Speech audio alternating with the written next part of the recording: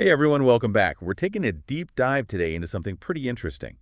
It's all about how dams and levees, those big flood protection structures, can actually change the way people think about flood risk. Yeah, it's a really cool area of research. And this research paper we're looking at, Mm. well, it was published in a top journal for disaster risk reduction. And get this, its findings actually challenge the whole levee paradox idea. The idea that when we feel protected, we might underestimate the real danger. Right, exactly. It's a common assumption, you see, but this research kind of flips that on its head by looking at what happened during the 2011 floods in Queensland, Australia, Yeah. how residents there reacted to the flood protection measures that were already in place. Oh, yeah, those Brisbane floods were rough. They were devastating. Billions of dollars in damage, Yeah. right? And part of the problem stemmed from the water release from the Wivenhoe Dam. Yeah, and that's actually what sparked a massive class action lawsuit. Flood victims claimed that the dam operators messed up while the operators insisted they followed protocol perfectly. It was a really complex situation. Definitely. And the study used that as the backdrop to try and understand how residents in those flood-prone areas saw the dam's effectiveness, especially after experiencing such devastating losses. So do they still trust the dam to protect them? Well, what's interesting is that most residents still believed the dam played a positive role in reducing flood risk. But it's not like they were just blindly trusting it. They were also very critical of how the dam was managed, particularly those water releases. They saw the value in having the dam, but they recognized the potential for human error, which is a key part of that whole levee paradox idea. So it wasn't just, oh, there's a dam, we're safe. It was a more complex understanding. Exactly. But if people still had faith in the dam, wouldn't that make them less likely to take their own steps to protect themselves? Wouldn't that fit the traditional levee paradox? That's where this research gets really interesting. They looked at whether residents took other protective actions, like buying flood insurance, raising their houses, making home improvements to reduce potential damage, or even relocating.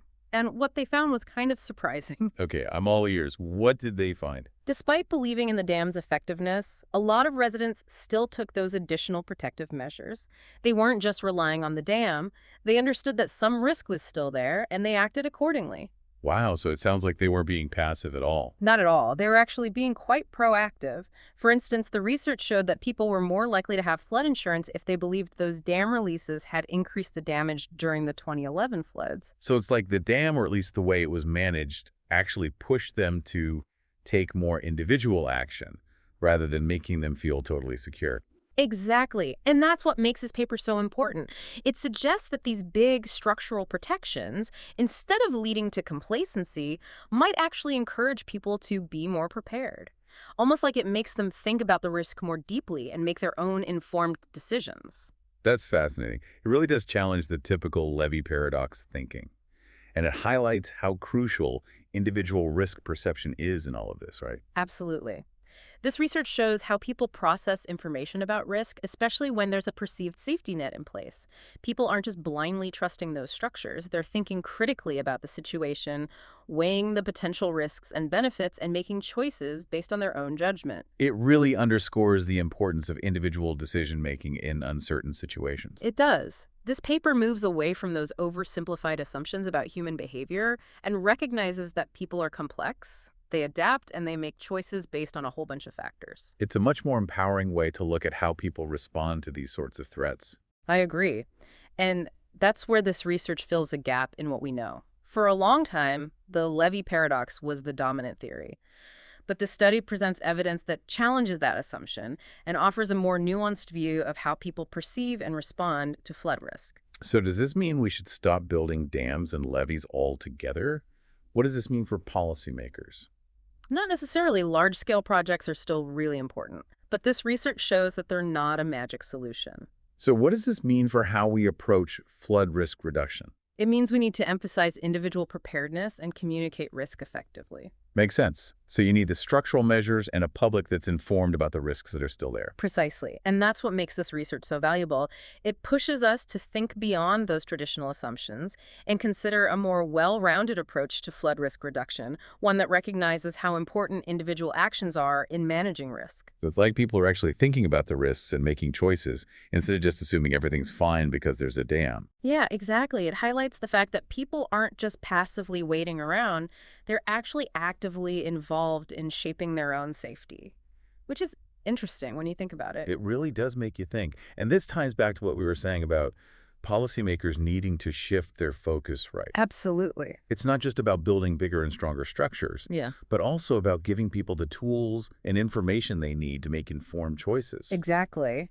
The research really digs into this. The findings show that just throwing money at big projects like dams might not actually make people less vulnerable to floods. So it's not a case of build it and they will be safe then. No, not really. Policymakers also need to focus on making sure people understand the risks that are still there and encourage them to take steps to protect themselves.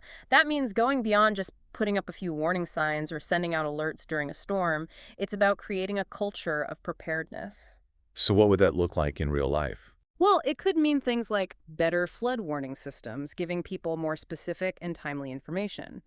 Or it could mean clearer guidelines for home improvements that can help reduce flood damage. Things like raising electrical outlets and using materials that can withstand flooding. Yeah, exactly. Or it might even involve offering financial help to people who want to move out of high-risk areas, especially those who might not be able to afford it on their own. So instead of focusing only on those big, expensive engineering solutions, we need to think about how to support individual actions that can actually make a difference. Right. And this is where the paper's originality comes in. It flips the traditional levee paradox on its head and argues that when people see big structural measures like dams, it might actually motivate them to take more individual action because it brings the risk to the forefront of their minds. It's like those structures kind of kickstart a broader conversation about risk and responsibility. Exactly. And this change in thinking has some pretty big implications for how we approach flood risk as a whole. It's a more well-rounded approach for sure, one that acknowledges the importance of both large-scale projects and individual actions in creating a more resilient community. Yeah, and I think that's one of the most important things about this paper. It's not just about challenging an existing theory, it's about giving policymakers real-world insights that can help them come up with flood risk management strategies that are both more effective and more fair. So it's about giving people the power to be actively involved in their own safety and well-being. Precisely. And that's where this research really makes a difference. It gives us a new way of understanding how people see and respond to risk, and that can be applied to all sorts of policy decisions, not just those related to flooding. This paper was published in one of the leading journals for disaster risk reduction, right? Can you tell us a little bit about what that means? Sure. This particular journal is very well respected in the field. It has a rigorous peer review process, meaning that anything published there has been carefully reviewed by other experts to ensure it's high quality. So this isn't just someone's opinion or a random blog post. It's a piece of scientific research that's been thoroughly checked and validated by the scientific community. Right, and that's what makes it so impactful. It's not just adding to what we already know. It's challenging long-held assumptions and changing the way we think about the field as a whole. And that shift is really important because it has the potential to lead to better policies that are based on evidence and that can really make a difference in people's lives. Exactly. And this is why it's so crucial for this kind of research to be shared widely and understood by everyone involved, policymakers, practitioners, and the general public alike. Because at the end of the day, it's about creating a safer and more resilient world for everyone. Absolutely. And I think this paper gives us some valuable tools to help us move towards that goal. Now, I know we've been talking a lot about the research and its implications, but let's shift gears for a moment and think about our listeners. Let's say you're not a policymaker or a flood expert. What are some things you can take away from this and apply to your own life, even if you don't live in an area that's prone to flooding? That's a great question. One of the key takeaways, I think, is that how we see risk is very personal and complex. Just because something seems safe doesn't mean it actually is safe. It's like assuming you don't need to wear a seatbelt just because your car has airbags. Exactly. This applies to all kinds of risks we face every day, not just those related to natural disasters. It's about understanding that we all have a part to play in managing risk. So instead of just relying on external factors to keep us safe, We need to be actively involved in assessing risk and making informed decisions. Precisely. And that involves things like staying informed about potential risks, figuring out which information sources are trustworthy, and considering different points of view before making a decision. Like doing your own little deep dive into the topic before you make a big choice. Exactly. And don't be afraid to seek out different opinions, talk to people you trust, consult professionals, and consider different ways of looking at things. So basically, avoid tunnel vision and be open to new information. Right. And finally, be honest with yourself about your own biases and how you're feeling. Fear, excitement, or even just plain stubbornness can sometimes cloud our judgment. Yeah, sometimes they make decisions based on how we want things to be instead of how they really are. Exactly. So take a step back, recognize how your emotions might be influencing you, and try to make decisions based on a calm and rational assessment of the situation. This has been really insightful. But before we wrap up, I want to leave our listeners with one final thought. This research focused on flood risk, but the idea that we're not just helpless victims and that we have the power to choose how we manage risk, that's something we can apply to all parts of our lives. That's a great point. Whether we're talking about floods, finances, health, or any other uncertainty, recognizing that we have a choice in how we respond is really empowering. Absolutely. So as you go through your week, remember what we've learned today.